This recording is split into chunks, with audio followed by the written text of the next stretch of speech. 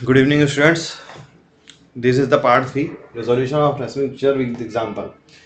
तो S और R configuration का एक पर्टिकुलर हमने एनहांशियोमेरिक मिक्सचर लिया या रैसमिक मिक्सचर लिया। देखिए इसमें S में पहली प्रायोरिटी में फर्स्ट ये, सेकंड ये और थर्ड ये, फर्स्ट सेकंड थर्ड, और H वर्टिकल लाइन पे है। वर्टिकल लाइन पे जब होता है तो वह जो डैश पे होता है H, तो जो सोच रहे हैं वो सही है। 1 2 3 S पार्ट है ये। S पार्ट इसका मिरर इमेज R पार्ट होगा। फिर भी कंफर्म करते हैं 1 2 3, ठीक है। वर्टिकल लाइन पे H होता है, सबसे लीस्ट प्रायोरिटी वाला ग्रुप 4, ठीक है। तो जो सोच रहे हैं वो तरीका सही होगा। First second third right hand side R, S की मिरर इमेज R, दोनों का रैसमिक मिक्सचर है। एसिड है, एसिड की रिएक्शन अमीन से जब कराते हैं NH2 की तो एमाइड बन जाता है, ठीक है। एसिड के दोनों मॉलिक्यूल हैं तो अमीन के कोई एक पर्टिकुलर कॉन्फ़िगरेशन लिया। यहाँ पे हमने S लिया है फिलहाल रिएक्ट करवाने के लिए। R भी ले सकते हैं लेकिन R या S लेना है। ऐसा नहीं करना है कि इसके रैसमिक मिक्सचर लिया तो इसका भी रैसमिक मिक्सचर लिया है।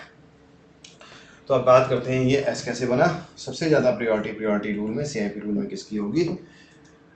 NH2 में 1 इसकी होगी, 2 इसकी होगी और 3 इसकी होगी। H जो है वर्टिकल लाइन पे है, लीस्ट प्रायोरिटी का ग्रुप। जब H वर्टिकल लाइन पे या तो यहाँ कहीं पे भी होता है तो जो सोच रहे हैं वो सही है। अदरवाइज अगर डैश लाइन पे है तो जो सोच रहे हैं जस्ट उसका उल्टा हमें कॉन्फ़िगरेशन लिखना पड़ता है। 1 2 3 मतलब S कॉन्फ़िगरेशन है, और यहाँ पर भी यही इसी का यही configuration as it is molecule copy करके लिखा गया है। CH3 का CH3, PH का PH, NH2 का NH2 और H का H।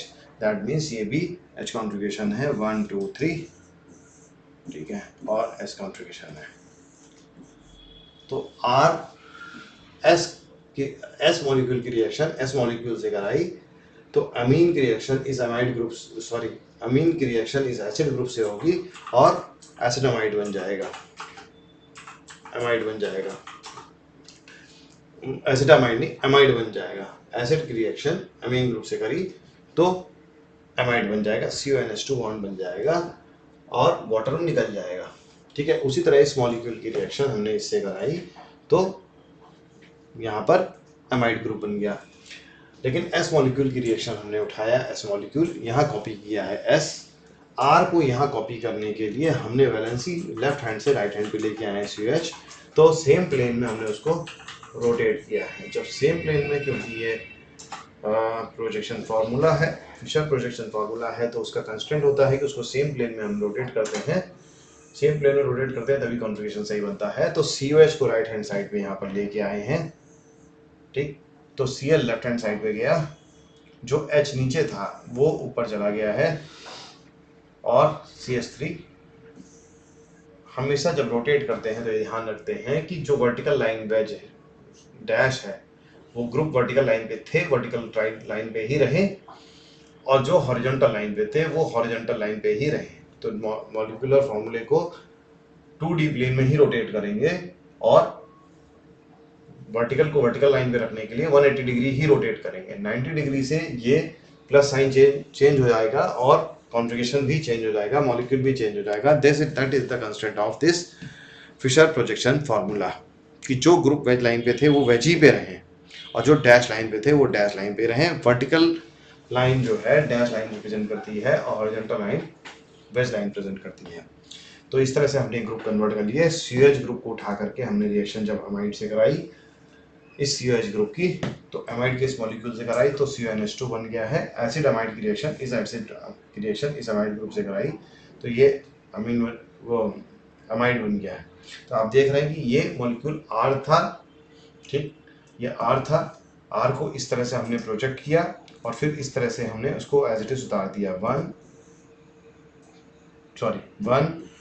2 3, तो ये R हुआ और हमने इसको एज इट इज यहाँ पे उतार दिया। फिर हमने यहाँ से इस पार्ट से अमीन दिखाया और अमीन का S पार्ट लिया, तो ये क्या बन गया? ये R पार्ट, ये S पार्ट, ठीक है, ये R पार्ट और ये S पार्ट, ठीक है, और ये S पार्ट ठीक है, एज इट इज उतारा गया है एस पार्ट, और ये भी एस पार्ट। तो जाहिर सी बात है कि ये एस पार्ट के साथ सेपरेट हुआ, ये एस पार्ट है, तो एसिड का एस पार्ट, ये एस पार्ट अमीन का एस पार्ट, दोनों ने मिल करके एमाइड बॉन्ड बना रखा है। ठीक है, और यहाँ पर ये एस पार्ट, ये आर पार्ट है एसिड का, जो कि इस मॉलिक्यूल को रिप्रेजेंट कर रहा है कन्वर्जन करके, तो इसका एस से रिएक्शन कर रहा है तो आर एस बन गया। अब ये आर एस इस एस एस के साथ मिरर इमेज नहीं बना रहा है, यहाँ पे मिरर इमेज बना रहा है आर एस एसिड वाला पार्ट, लेकिन अमीन वाला पार्ट एस और एस एक दूसरे की मिरर इमेज नहीं बना रहा। तो ये देखिए, ये सही है कि मिरर इमेज बना रहा है, लेकिन यहाँ मिरर इमेज नहीं बना रहा है। तो फाइनली मिरर इमेज बनी कि नहीं बनी? एक ने बनाई, एक ने नहीं बनाई, तो रिजल्ट नहीं बनाई ही आएगा। तो फाइनली मिरर इमेज नहीं बनी है। जब फाइनली मिरर इमेज नहीं बनी है तो इन दोनों के बीच रिलेशन क्या है? एक एस एस है, एक आर एस है। तो आप समझ सकते हैं कि ये एक डायस्टेरियोमेरिक पेयर बना।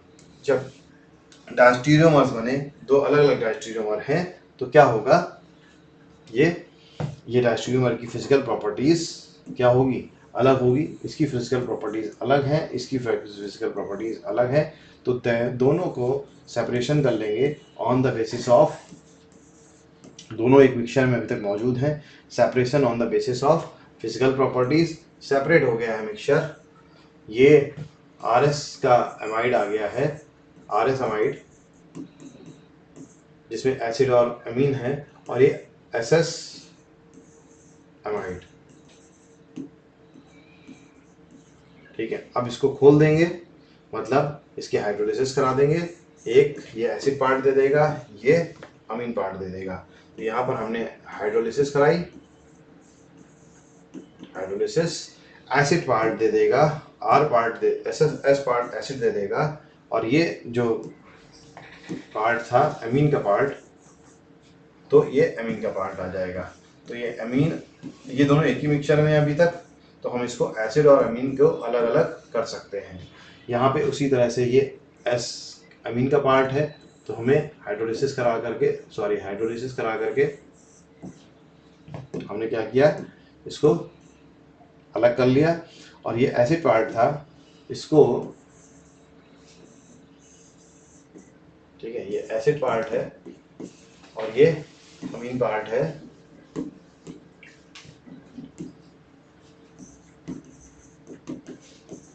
ये अलग कर लिया।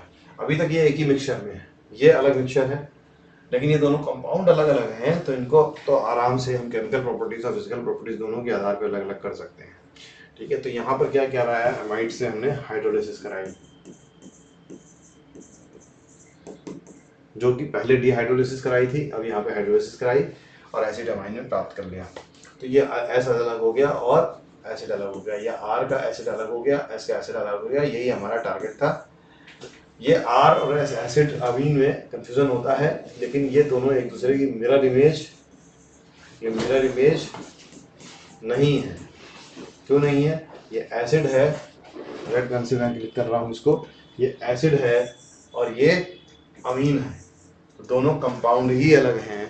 ये आर एस एक दूसरे की मिरर इमेज नहीं है, तो इसको सेपरेट किया जा सकता है आसानी से, क्योंकि कंपाउंड ही अलग है। तो ये समरी थी, एग्जाम्पल था कि रेसिम मिक्सचर रेजोल्यूशन कैसे करते हैं। उसका बेसिक फंडामेंटल क्या होता है कि एनैंशियोमेरिक पेयर को हम नहीं अलग कर सकते, क्योंकि फिजिकल प्रॉपर्टीज़ और केमिकल प्रॉपर्टीज़ लगभग सेम होती हैं। केवल ऑप्टिकल रोटेशन डिफरेंट है, रेट ऑफ रिएक्शन डिफरेंट है, उसके आधार पर सेपरेशन नहीं हो सकता। उसको सेपरेट करने के लिए एनैंशियोमेरिक पेयर को हम डायस्टेरियोमेरिक पेयर में कन्वर्ट करते हैं, डायस्टेरियोमर्स में कन्वर्ट करते हैं। उनकी फिजिकल प्रॉपर्टीज़ अलग होती हैं। उसको फिर हम केमिकल रिएक्शन करवा करके फिजिकल रेपरेशन करने के बाद फिर वापस से रिवर्स केमिकल रिएक्शन कराते हैं। सुटेबल रिवर्स केमिकल रिएक्शन जो पहले चुनी थी हमने केमिकल रिएक्शन फॉरवर्ड डायरेक्शन में करवाने के लिए, तो सुटेबल केमिकल रिएक्शन हमें वापस से इस केस में एसिड और अमाइड दे रही है, जो कि सेपरेशन हो चुका है। तो आई होप आपको समझ में आया एग्जाम्पल के साथ। ये हमारा पार्ट 3 था, पार्ट 1 से पार्ट 2, पार्ट 2 से पार्ट 3। आपको आवश्यकता है अपने डाउट क्लियर करने के लिए, तो आप कम्युनिकेट करें, हम इसका पार्ट 4 बना करके आपके ये डाउट क्लियर करते हैं। लेकिन ये स्टीरियोकेमिस्ट्री का सबसे इम्पॉर्टेंट पार्ट था। आपका कमांड स्ट्रांग होना चाहिए बिल्कुल। एडवांस IIT-JEE एडवांस और रैंकिंग क्रिएट करने वाले स्टूडेंट्स को ये काम आता है। ये स्टीरियोकेमिस्ट्री का मेरा ओपिनियन है कि ये सबसे स्ट्रॉन्ग टॉपिक है जिसको पूछने की संभावना सबसे ज़्यादा है, और इसमें लगभग सारे कॉन्सेप्ट और स्टीरियोकेमिस्ट्री के वो पूछ डालते हैं। ठीक है, तो इसलिए इस टॉपिक को मजबूती से तैयार करें। Thank you class.